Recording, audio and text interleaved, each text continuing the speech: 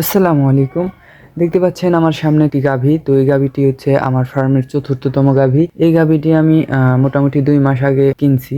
তো ২ মাসের মধ্যে আলহামদুলিল্লাহ গাভীটি সম্পূর্ণভাবে হিট আসছে। তো হিট আসছে ১ দিন আগে, আমি বীজ দিচ্ছি হচ্ছে ১ দিন পরে। গাভীটি হচ্ছে আমি বিকেলের দিকে দেখি যে গাভীটি হিট আসছে। সেই অনুপাতে তারপরের দিন সকালে গাভীটিকে কৃত্রিম বীজ দেওয়ার জন্য ডাক্তার আসছে।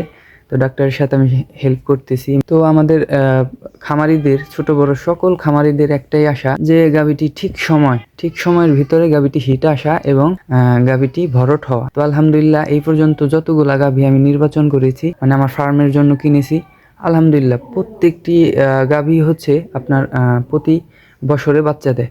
এমন অনেক গাভী আছে বছরের চাইতে বেশি সময় লাগে হিট আসতে বা বাচ্চা দিতে। তো আলহামদুলিল্লাহ গাভীটি ২ মাসের মধ্যেই হিট আসছে। এখন ধারণা করা যায় যে গাভীটি বছর বিয়াইনা। তো আলহামদুলিল্লাহ ভালো জাতের একটি বীজ দিলাম গাভীটি ঠিক থাকলে।